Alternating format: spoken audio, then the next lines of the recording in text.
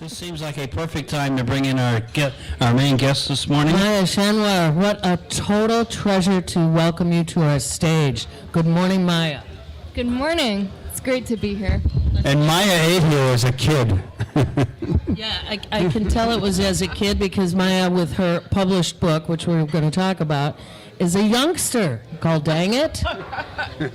Now I knew of your name when our co-producer Dan Kugler brought up your name as a suggestion because I get a lot of emails from you over the years.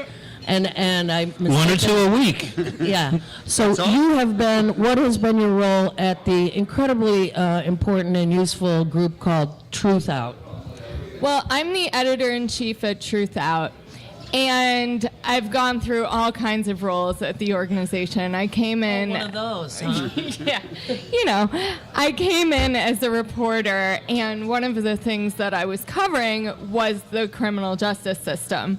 And so I've kind of been in various places, and this topic is something that's run through all of them, this issue of the criminal justice system and particularly prison. We have talked a lot about prison and the prison industrial complex from this stage for many, many reasons over the years. So that's one of the reasons I am so thankful for your work on this book. And I have not read it. I've read a lot about it in the last week, but I will definitely get a copy. Do you have any here to sell, by the way? Yes. Okay, people, come to the Heartland, get your signed copy. Lockdown, Locked Out is the book we're talking about. Why prison doesn't work and how we can do better. Pretty straightforward call to action. Tell us a little bit about the book and what possessed you to write it. Well, so the book, as the title would indicate, is kind of an indictment in itself. It's an indictment of the entire system. And specifically, I'm looking at how prison tears apart families and communities. So it's not just about the people on the inside and how their lives are crushed. It's also about the ripple effect that happens in terms of the families and loved ones and neighbors and communities of people in prison. And in the second half of the book, I look at ways of dealing with harm and violence that don't involve prison. How about talking a little bit about that, about ways of dealing with crime and issues in the community that don't involve prison? Well, so I look at a number of things, and I think that one thing to keep in mind through all of it is that there's never one thing. And one of the problems with prison is that it's one thing. It's this one blanket fake solution that people apply to everything from drug possession to immigration to murder. And we've created this category of crime, or powerful people in this country have created this definition of crime, which actually means nothing besides these are things that are generally used to oppress marginalized populations. So in all of these experiments and projects that I look at where people are dealing with harm at a community level, they all have to do with looking at the specific situation, who has it harmed, and what can we learn from that person about what they need to get past that harm. So restorative justice, transformative justice, all of these things where you're bringing people together, you're giving victims support from their communities, and you're asking them, what do you need to get through this? And how can we hold the person who did this harm accountable in a way that addresses what you need? Now, some people would say that's what we have a court system for, and what victims need is for that person to be locked up and taken off the street. How do you respond to people who just have that?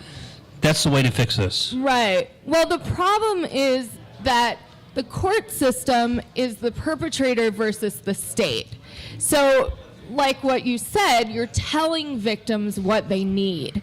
You're saying, oh, well, this terrible thing happened to you. What you need is for the person who did it to go to jail. Very often, that person not only doesn't want that other person to have a long sentence, often them going to jail is actually going to damage their life in various ways or just not address what happened to them. I mean, this is a tiny example, but in the book, when I had pretty much gotten a first draft of the book done, my computer was stolen. And it was horrifying because I hadn't backed it up. Yay. And so I was kind of dealing with this situation where I was like, well, what do I do? How do I address this harm that's happened to me? And my friend called the police and they showed up. I was kind of in shock. And this process happened where they took down all the details. And I thought, nothing is going to come out of this that will actually help me. The money that went toward policing this crime, if that would have gone toward getting me a new computer and maybe facilitating a process where I would have been able to get together with the person who stole it and tell them what I thought and maybe work through it and get counseling and all these things that might facilitate that thing not happening in the future, well, that would be amazing. For now, I got nothing. I got like a lot of stress of talking to police officers over the course of several weeks. No computer. In your book, Locked Down and Locked Out, you actually talk with family members who've been in and around and through the system. You've had your own family involvement with the prison system. You want to talk a little bit about that? Yeah, sure. So my sister has been in and out of prison and jail over the past 9 years. And so that was definitely one of the reasons that I started reporting on this more intensively, was that she was stuck in this system and I was observing it from this very close vantage point as opposed to just like an objective reporter, whatever that means. One of the things that I found real interesting was I read the piece that you wrote about when your sister had her baby, your niece or nephew? My niece. Your niece in prison. And one of the things that you certainly talk about is the number of women. I think it's close to 5% of women come into prison already pregnant. They have their children in prison. They're allowed, many states have you can't shackle someone while they're having a baby, but the minute the baby is born, you shackle the mother, and the mother got, in your case of your sister, a mere 24 hours to bond with the baby and be close to the baby before she had to be separated. Now that's a wider spread situation. Can you talk a little bit about that and how it affects women, men, husbands, brothers and sisters, families, and the person who is left in the prison without the child? Yeah, absolutely. So you're right. It is between 4 and 7% of women enter prison pregnant.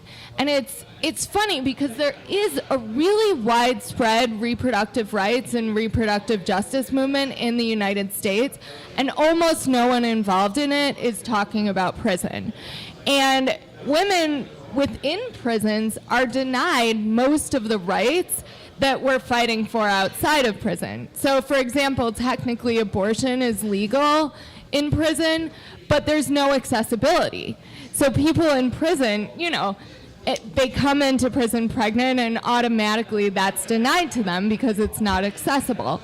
Women who do go through pregnancy are often put in very difficult constraints in terms of their health. They're shackled, they're not given nutritious food, they're not given the doctor support for sure, like the medical situation is very tough.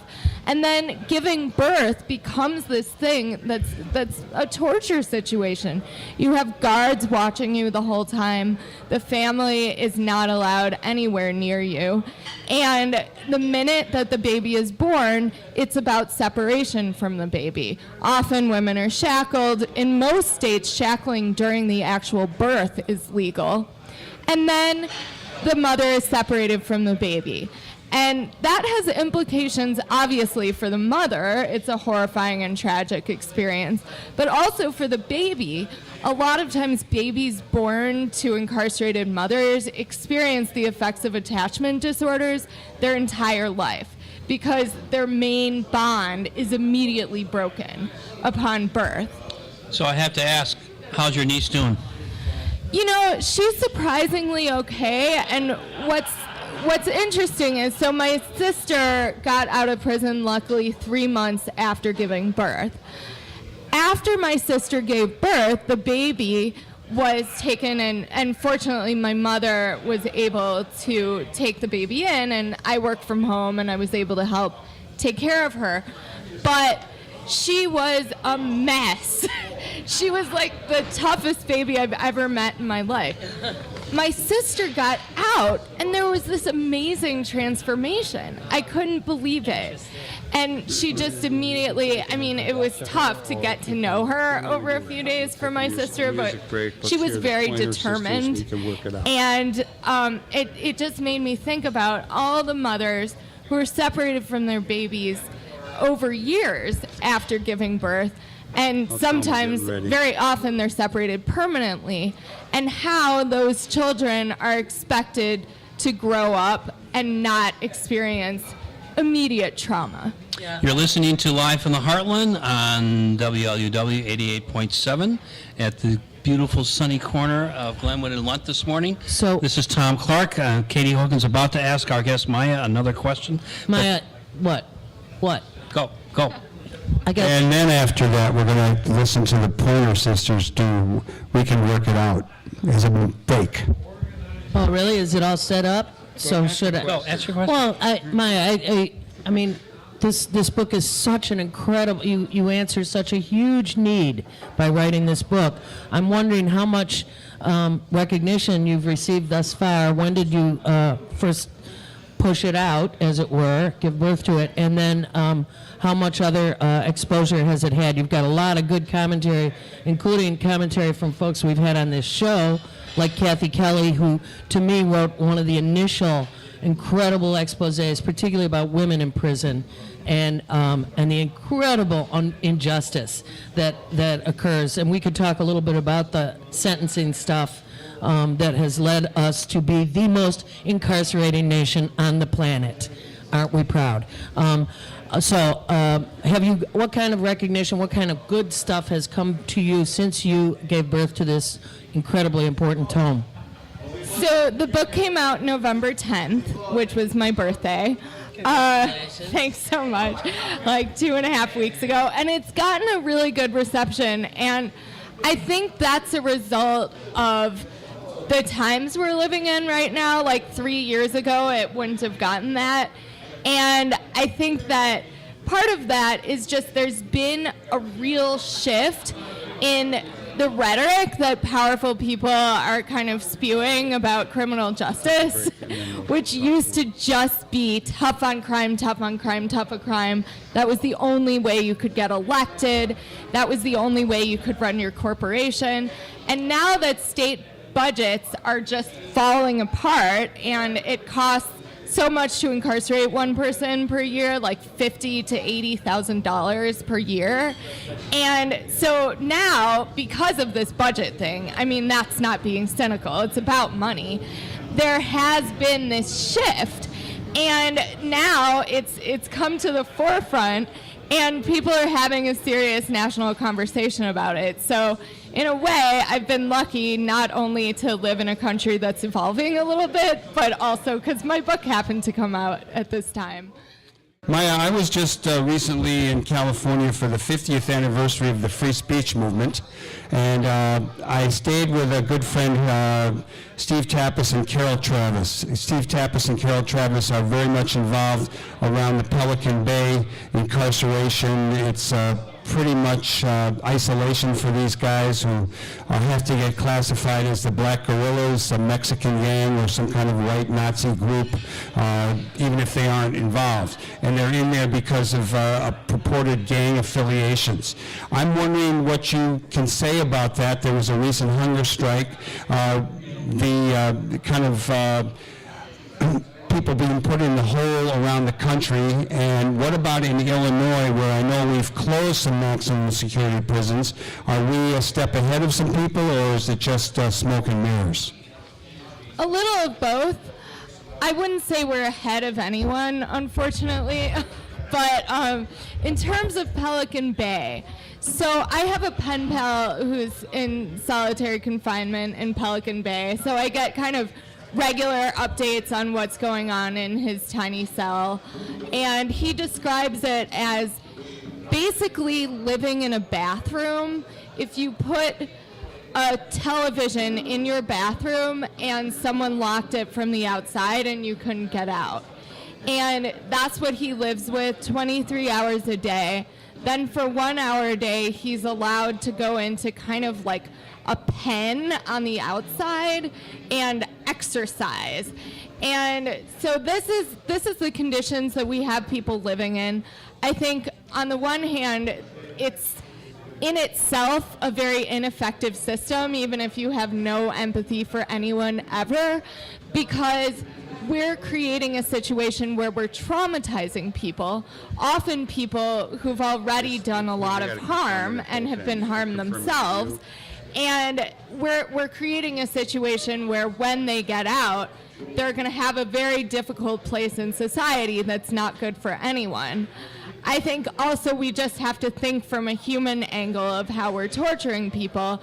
And there's always been discussion, look, for the past 10 years about Guantanamo and how the things that we do to people who've come from outside of this country, but domestically, we're doing all kinds of things that are equal in its horrific nature. And I think in terms of Illinois, so it was a very, very positive step that we closed our Supermax prison, TAMS. And I think that that's unequivocally like a step that we can say, okay, Illinois did the right thing, and specifically our governor, Pat Quinn, did the right thing. Unfortunately, then he was demonized by the incoming governor during his campaign. And I think that the fact that he was able to be demonized in that way shows that there definitely still is a tough on crime mentality that can be called up and used during campaigns. I will say, though, one thing about the prison closings in Illinois, we had TAMS was closed, and at the same time, one of the women's prisons was closed, Dwight, and 2 juvenile jails. And these are all positive steps, but I did notice that when Dwight Correctional Center was closed, it was this weird situation where this women's prison is closed. If you're a person in favor of decarceration, as I am, you're very excited about that. But you have a situation where they weren't simultaneously reducing the prison population. And so what happened? Well, all these women were moved into another prison, and it was extremely crowded, no services, completely underfunded. And so it kind of reminds you, well, you can't just chip away at this system from one direction. It has to come from all directions if you're really going to benefit people. So where is the women's prison now? What is the women's prison now? Well, there's still Decatur, which has always been around, which is a minimum security prison.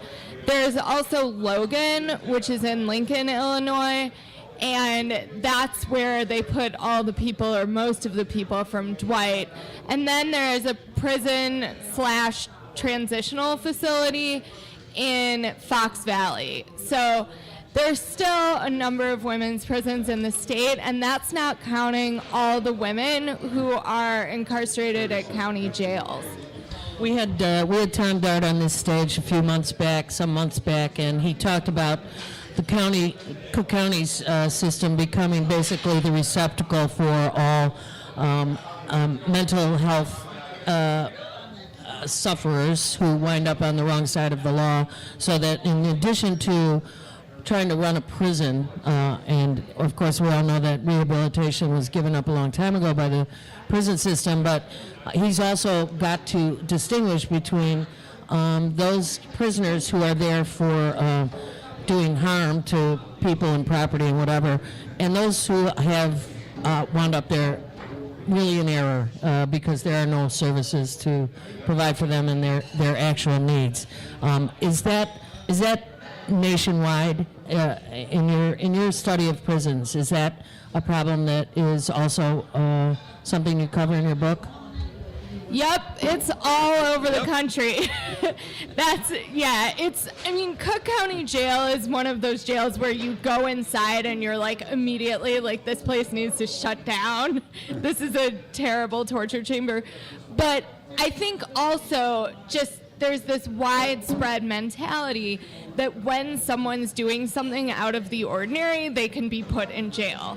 And that goes for mental illness, it goes for neurological illness. There's a lot of ableism that happens where people with disabilities are very disproportionately sent to jail.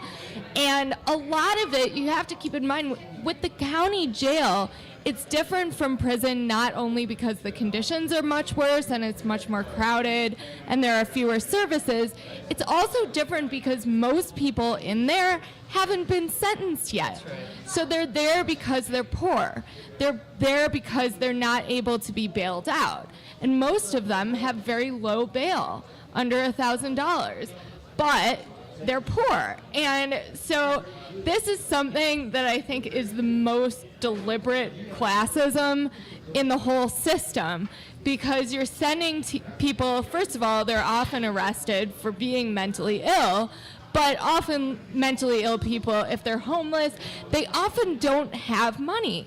And so you're incarcerating them, keeping them incarcerated. Often they're waiting months and months and months for a trial, and they can't pay their way out.